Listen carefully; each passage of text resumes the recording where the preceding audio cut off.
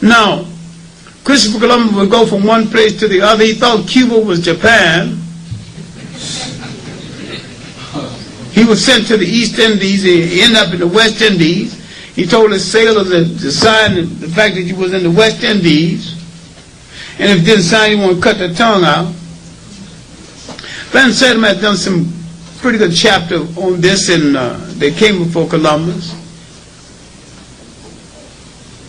Now, when we look at this man and what he has set in motion, he set in motion the increase in the African slave trade. The British had not entered the slave trade at first because the British had some difficulty with the Catholic Church. But once the British decided to establish a church of their own, and if you're British extraction and belong to the Church of England, you have to live with the fact that here's a church whose foundation was the hot sexual passions of Henry VIII.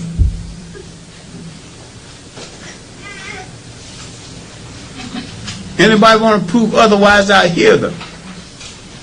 Henry VIII wanted to cut off one wife's head, wanted to marry another, and all these wives. He wanted justification. He wanted a church that would back him up in all his skullduggery, including his thievery, including his raid on the church treasurer. So he created the kind of church that would give him what he wanted. That was the Church of England. Throughout his career, he defended the church as so sacred. Sacred to him because let him do what he wanted to do. Now, the queen whose head he cut off was the only one that gave him a child.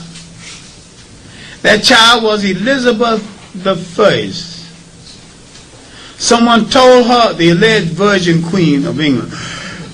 We won't discuss that any further. Now, they showed her a ledger of how much money could be made in the slave trade after she had refused to go into the business. And finally she went into the business. One of the ships was her personal property, the good ship Jesus, headed by Captain Hawkins. Britain came into the slave trade and made it a business. A dirty business, but a business. Like well-organized gangsters with territory. The British sailed up the Gambia River, took 10 miles on the east side. That's the little facsimile nation called the Gambia right now. Never a nation. They would spread their slaveholding further west.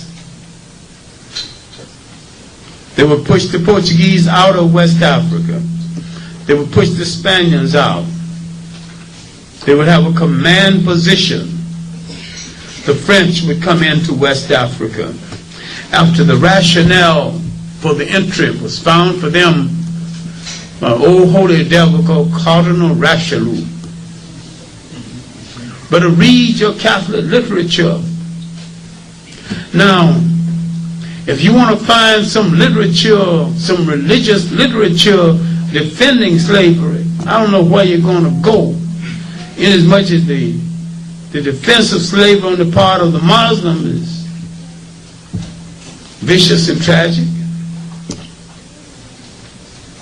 And on the part of the Christians, it's even more so.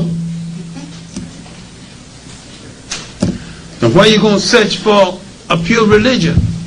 You ain't going to find none, so let's end that conversation. Organized religion has always endorsed enslavement of people.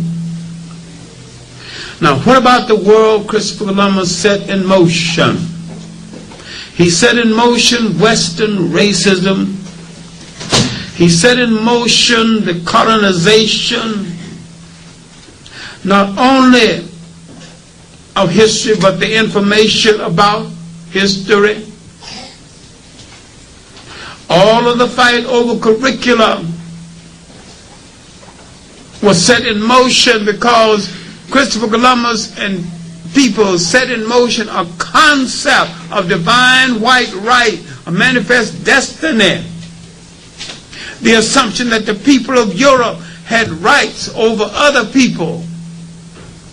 It set in motion another bogus concept of a chosen people by God. If God chooses one people over another people, then God is a bigot. You cannot say this and say God is also love, God is kind, God is no respect of kith and kin, and say God chose me to do something. Then while people are choosing, inasmuch as all chosen people chose themselves, why in the hell don't you choose yourself to be free?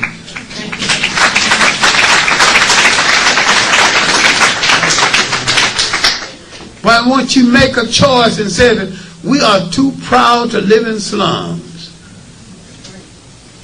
Why don't you understand what went wrong with the world Christopher Columbus did not discover? Why can't we understand how other people rose from the bottom and recovered what belonged to them? I have no great feelings for the Japanese, but I have some admiration about how they recovered from defeat, because they never let their mind forget who did it and how.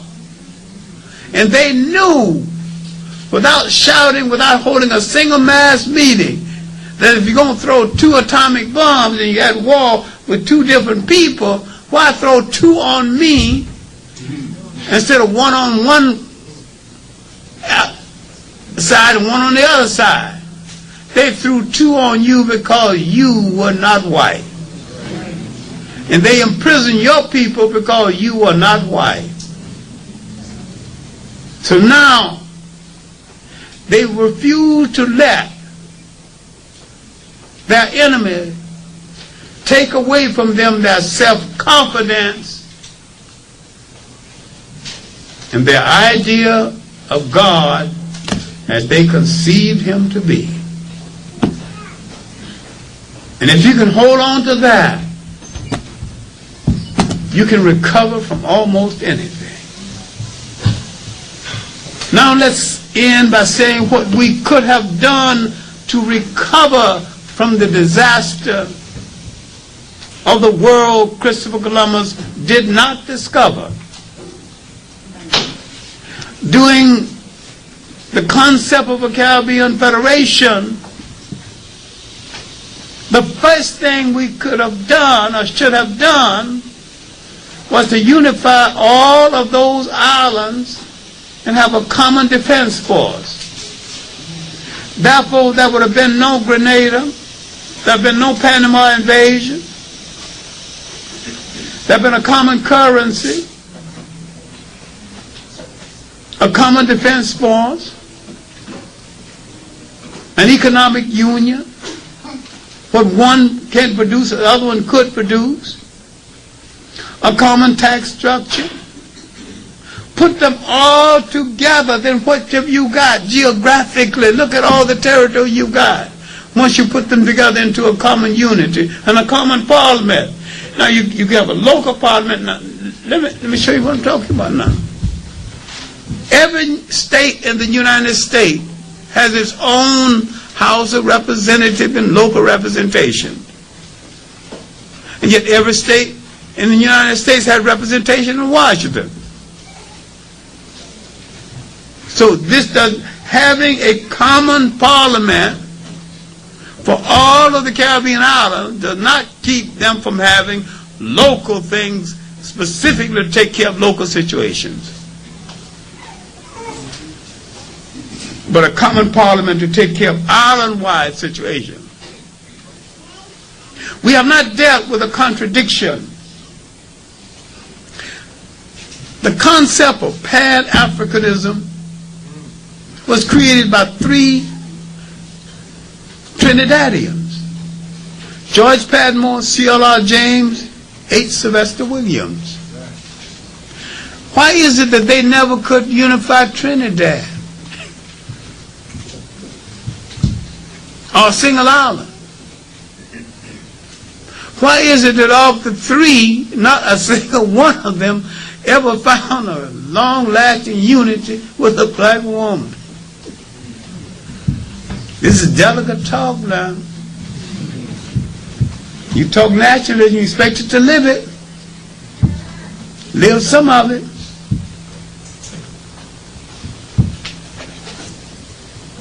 Why is it that